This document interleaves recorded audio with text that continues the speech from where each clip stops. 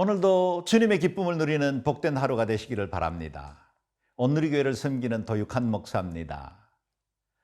여러분, 우리 하나님께 잃어버린 시간, 무의미하게 흘러간 시간이 존재할까요? 결코 그럴 수 없습니다. 우리 하나님은 실수가 없으신 완전한 분이시지요. 그 앞에 존재하는 모든 사건과 시간은 특별한 의미와 목적을 가지고 있습니다. 술 맡은 관원장이 요셉을 잊어버린 2년의 시간도 결코 낭비된 세월이 아닙니다. 사람은 잊어버려도 하나님은 결코 잊지 않으십니다. 사람들은 무의미한 채 보내버린 잃어버린 시간이라고 한탄하지만 하나님은 그 모든 것을 재료로 삼아 하나님의 백성들을 온전하게 이끄시고 최상의 길로 인도하십니다. 드디어 때가 이르러 하나님의 시간이 임했습니다.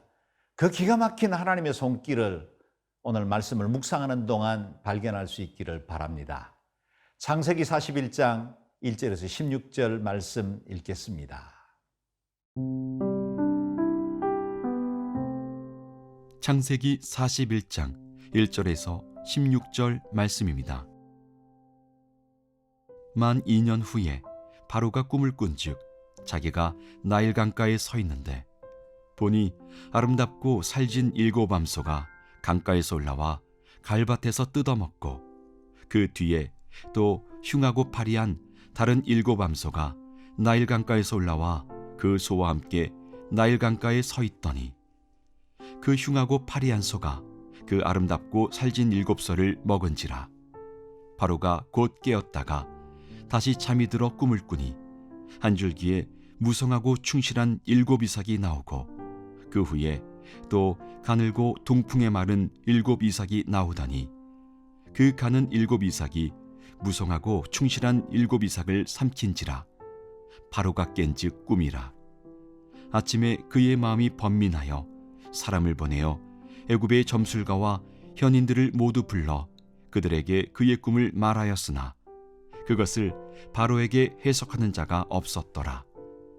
술 맡은 관원장이 바로에게 말하여 이르되 내가 오늘 내 죄를 기억하나이다. 바로께서 종들에게 노하사 나와 떡 굽는 관원장을 진위대장의 집에 가두셨을 때에 나와 그가 하룻밤에 꿈을 꾼즉 각기 뜻이 있는 꿈이라. 그곳에 진위대장의 종된 히브리 청년이 우리와 함께 있기로 우리가 그에게 말하매 그가 우리의 꿈을 풀되 그 꿈대로 각 사람에게 해석하더니 그 해석한 대로 되어 나는 복직되고 그는 매달렸나이다. 이에 바로가 사람을 보내어 요셉을 부르매 그들이 급히 그를 옥에서 내놓은지라.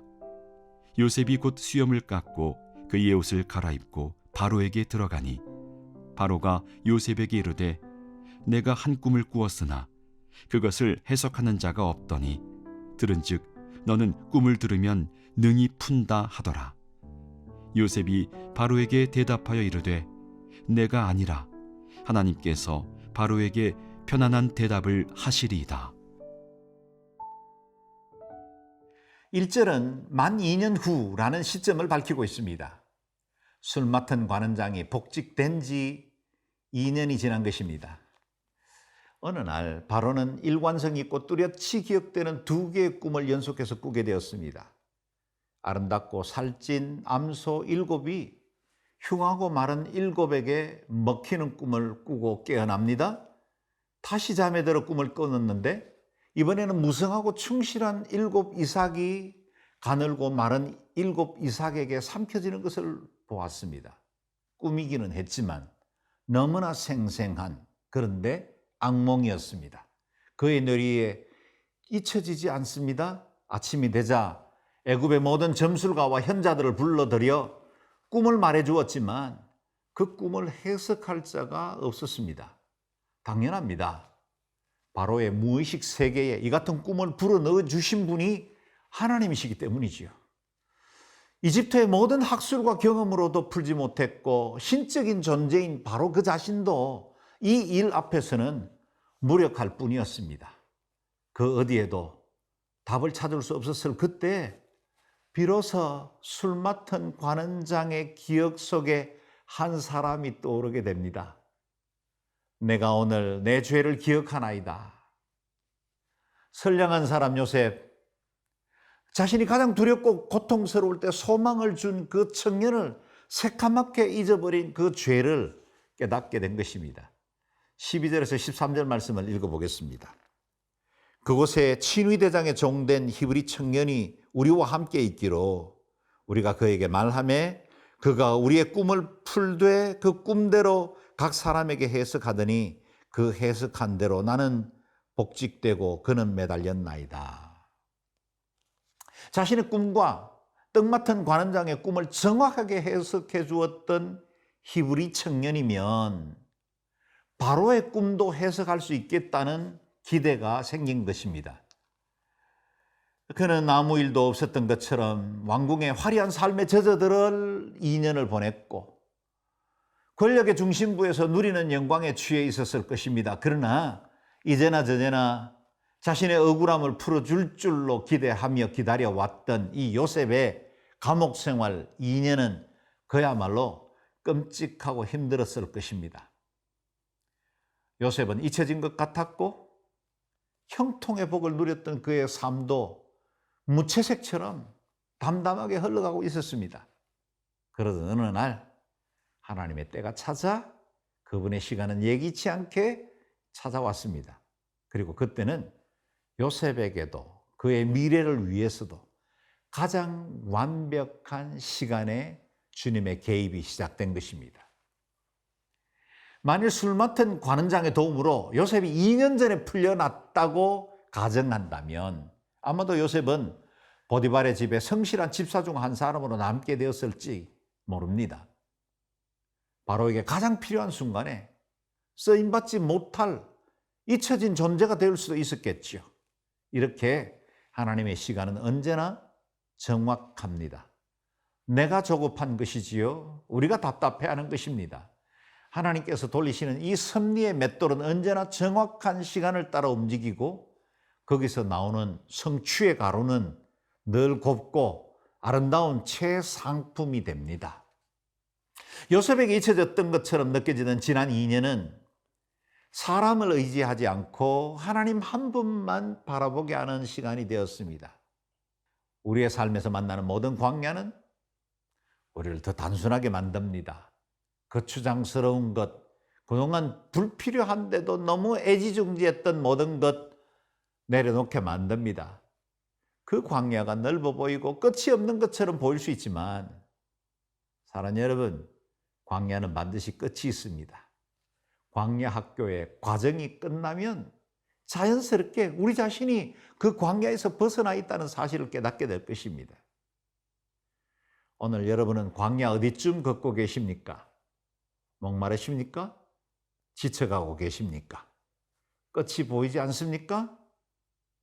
광야를 보지 말고 우리와 함께 하시고 여기까지 동행해 오신 하나님을 볼 수 있기를 바랍니다. 요셉이 견뎌온 12년에 또 다른 2년이 얹혀지더라도 피곤하여 낙심치 않으면 때가 이르면 거두게 될 것입니다.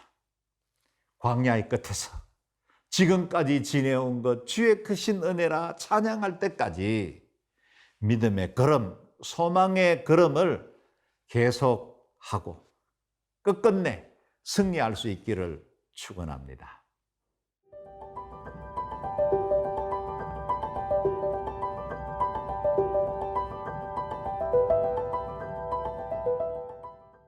드디어 무명의 히브리 청년이 대제국의 왕 바로 앞에 서게 되었습니다. 이 극명하게 대비되는 두 사람의 만남을 상상해 보십시오. 당시 애굽 사람들에게 업신여김을 당하던 히브리 목축하는 사람과 신으로 추앙받던 바로가 마주하게 된 것입니다. 무명의 청년과 절대적 권력을 행사하던 바로 왕의 대면입니다. 바로 곁에는 애굽의 모든 철학과 점성술에 능했던 최고의 지성들이 둘러서 있었을 것입니다.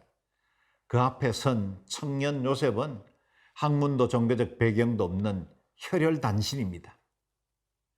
그러나 꿈을 들어주고 해석을 주도해 나가는 사람은 바로가 아니라 무명의 청년입니다. 어떻게 그것이 가능했을까요? 요셉에게는 전능하신 하나님이 함께 하셨기 때문입니다. 15절 16절 말씀을 읽겠습니다. 바로가 요셉에게 이르되 내가 한 꿈을 꾸었으나 그것을 해석할 자가 없더니 들은즉 너는 꿈을 들으면 능히 푼다 하더라. 요셉이 바로에게 대답하여 이르되 내가 아니라 하나님께서 바로에게 편안한 대답을 하시리이다. 아멘. 인간의 제국을 대표하는 바로와 하나님 나라를 대표하는 요셉의 만남은 결코 이 세상적인 힘의 우위로 사건이 좌지우지되지 않는다는 사실을 보여줍니다. 마치 거인 골리앗 앞에 선 목동 다윗처럼 칼과 단창이 아니라 만군의 여호와의 이름으로 나아가는 자에게 주시는 승리, 그것을 우리는 목격하는 겁니다. 바로는 말합니다. 들은즉 너는 꿈을 들으면 능히 푼다 하더라. 그러나 요셉은 주저하지 않고 답합니다. 내가 아니라 하나님께서 바로에게 편안한 대답을 하실 것입니다. 이때는 아직 바로가 꾼 꿈의 내용을 듣기도 전이었습니다. 그런데 2년 전 두 관원장의 꿈을 계시로 해몽하셨던 하나님께서 바로의 꿈도 풀어주실 것이라는 확신이 요셉에게 있었습니다. 요셉은 지혜나 능력, 자신의 것을 의지한 것이 아닙니다. 하나님께서 이 모든 상황을 주도하고 계신다는 사실을 알기에 하나님께 모든 영광을 돌리는 것입니다. 그분의 주권을 인정하는 것입니다. 더 이상 지난 2년 전 술 맡은 관원에게 화소연하고 의지하던 요셉이 아닙니다. 이제는 하나님 한 분만 신뢰하고 하나님께 모든 것을 의탁하고 있습니다. 이 같은 확신이 요셉을 대제국의 권력자 앞에서도 두렵지 않고 흔들림 없이 자기 주장을 할 수 있게 만든 것입니다. 사랑하는 여러분, 그리스도의 예수의 제자된 우리를 두렵게 만들고 위축시키는 것이 무엇입니까? 그 무엇이 우리로 박탈감에 빠지고 스스로 열등감을 갖게 만들고 있다는 말입니까? 우리는 하나님의 자녀입니다. 창조주 하나님, 지금도 온 세상을 통치하시는 그분을 아빠 아버지라 부르는 권세를 가진 자들입니다. 그 하나님께서 우리와 함께 하시고 우리를 보배롭고 존귀하게 여겨주십니다. 이것이 사실이라면, 이것이 여러분과 저의 믿음 안에 분명한 것이라면 우리 눈앞에 있는 세상의 권력, 이 땅의 그 부능력, 그 지혜 두려워하지 않아도 괜찮습니다. 땅의 바로를 두려워하지 않고 전능하신 하나님을 의지하고 담대하게 설 수 있기를 바랍니다. 사망이나 생명이나 천사들이나 권세자들이나 현재일이나 장래일이나 능력이나 높음이나 깊음이나 다른 어떤 피조물이라도 우리 주 그리스도 예수 안에 있는 하나님의 사랑에서 끊을 수 없으리라. 이것이 저와 여러분을 향한 위대한 선언입니다. 약속입니다. 그 하나님을 의지하며 승리하는 삶 사시기를 주의 이름으로 축원합니다.